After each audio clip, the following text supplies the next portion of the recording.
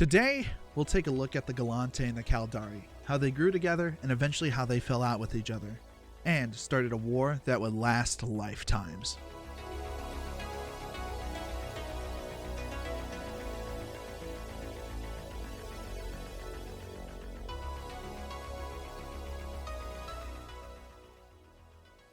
Jump gate technology was discovered jointly by the Gallanteans and the Caldari nearly 300 years before the Gallente Federation was formed.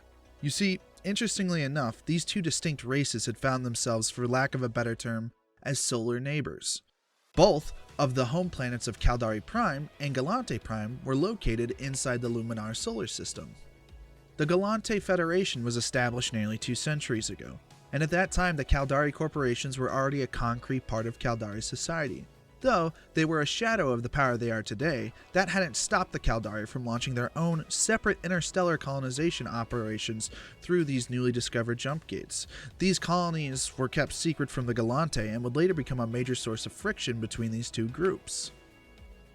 Fundamentally, the Gallente strove for democracy, justice, and fairness, while the Caldari were all about, well, business. Their culture was built around megacorporations, and this difference in philosophy would come to boil when a Gallente exploration vessel randomly found one of the Caldari secret colonies.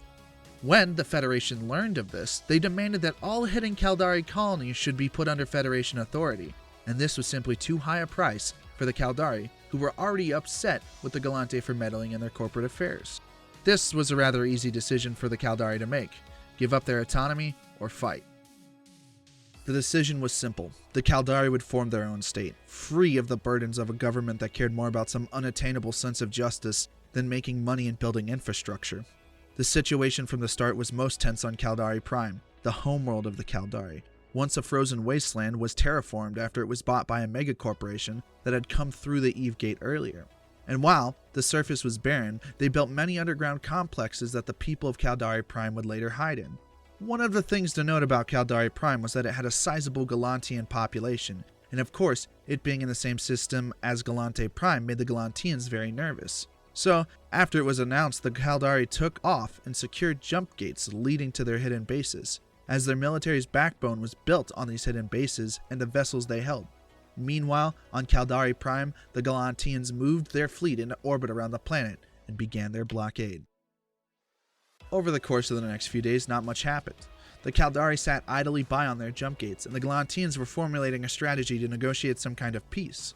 But the Caldari on Caldari Prime were growing rebellious. They found the blockade by the Gallanteans unbearable, and if things didn't change soon, the Gallanteans' population on Caldari Prime would pay the price. The turning point finally came when the Caldari partisans sabotaged the glass dome of the Gallantean underwater city, Nouvelle Rouvenaire. More than 500,000 people perished on that day. From that moment onward, a lengthy and bloody war gripped the two races. The Federation in space responded by sending an invasion force down to the surface, as well as starting their orbital bombardment. Soon, the Caldari population was driven to the mountains and forests. Their resistance that was once very strong was getting weaker by the day. There was only one thought on everyone's mind: how would the Caldari respond? As the Gallente Federation began bombing Caldari Prime and sending in troops, the Gallente officials who preferred not to go to war and would rather bargain for peace would not dare speak out, for fear of being labeled traitors. The Federation was going to war, and no one could stop it. It was pretty obvious to most that soon the Federation would have control of Caldari Prime. The newly branded Caldari state was dealing with the bureaucratic kinks any new government would. Because of this, they were far from reaching any agreement as to what to do next. This disagreement between Caldari officials was only settled after the morning of reasoning. This was when the most militant corporations jointly ousted the other CEOs from power. The Caldari, though, eventually did decide. The Caldari had decided it would be impossible to fight the larger and more prepared Federation, and instead focused on the evacuation of their people from Caldari Prime. Now, to be able to evacuate the Caldari citizens from their homeworld, they would need a 1-month window where they could pull the bulk of the Gallente fleet away from Caldari Prime. This would allow the cargo and civilian vessels to safely leave the planet. The Caldari command, knowing that they were both outnumbered and outgunned, put their faith in several advantages. First, the factor of surprise. The Gallente had no idea what the new Caldari state would do. Second, the ferocity of the Caldari personnel. They were fighting for their home and for their loved ones. And thirdly, and maybe most importantly, the ships orbiting Caldari Prime were large and cumbersome. They weren't more than mobile gun platforms, more suited for shooting planets or stations than other ships. And the last advantage, maybe, that the Caldari were unaware of, an extreme right-wing faction of the Gallente Federation were getting paranoid. They believed there were conspirators in every level of the Federation, and they were beginning to fire prominent figures left and right. The result was total chaos in the Gallente war effort. It wasn't enough to completely cripple the Gallente military, but it would be enough to slow them down. So, with little effort, the Caldari fleet took control over the orbital zones around Caldari Prime. The high command of Caldari were actually taken by surprise with how easy it was. Certain individuals even thought up with the idea that maybe they should push all the way to Gallente Prime to repay the damage done. But the calmer, more experienced members of High Command knew that the massive Gallente home fleet would not easily be taken. Content with the evacuation, they pushed hard to get it done quickly. 2 weeks passed. Over half the population of the Caldari citizens had been evacuated. Both sides were preemptively scouting each other to gauge the strength and intentions of the other. It was obvious to the Caldari High Command that the Gallanteans were preparing a massive assault to drive the Caldari out. The Caldari's early optimism was replaced with desperations as High Command struggled to come up with a plan. This is when Caldari Admiral Yakia Toviltoba took matters into his own hands. He and a few dozen ships he commanded jumped to Gallente Prime. Before the stunned Gallanteans could respond, he attacked, destroying a few stray ships. The Gallanteans were quick to respond, though, sending Admiral Toviltoba on the run. He managed to beat the advancing Gallente ships off and retreat to the moon of Floru. The Gallente, meanwhile, stopped their pursuit and licked their wounds. More fired up than ever to rid their home system of the Caldari fleet, the next day the two fleets clashed again, and Toviltoba showed his remarkable skills and once again managed to withdraw unscathed. This game of cat and mouse would last for a week or two. Interestingly enough, if you look in today's tactical handbook, many pilots enjoy fighting in a much similar situation. Eventually, though, only one of his fleet's vessels remained, a badly damaged fighter carrier, and in the final moments of its life, Toviltoba commanded the vessel directly into Gallente Prime. Upon entering the atmosphere, the ship broke into several large burning pieces, killing everyone aboard, and the largest of the pieces reached the ground and hit the city of Hermont, killing thousands. But Admiral Toviltoba and his fleet would be revered, as they had sacrificed themselves in order for millions of Caldari to escape. Meanwhile, the turmoil created in the Federation by the Hermont incident toppled the government, and a new one took its place.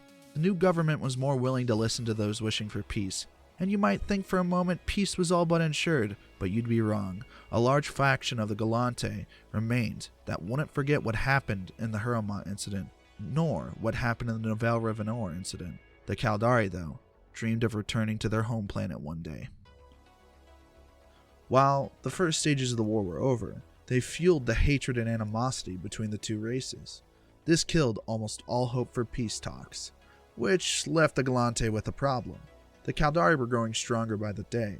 Not just that, they were starting to mount a series of raids with the faster fighter-based fleets, which the slow, cumbersome Gallente were ill-equipped to meet. But even with these raids, the might of the entire Federation wouldn't crumble. They were just pinpricks in a much bigger beast.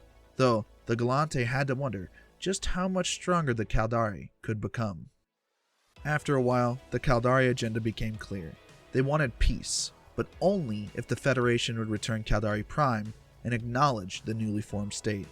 The Gallanteans couldn't agree to these demands for two reasons. One, they would never admit to a sovereign nation cropping up so close to home. And two, the Gallanteans were not alone in the Federation, and they had to remain strong or the Federation might fracture further.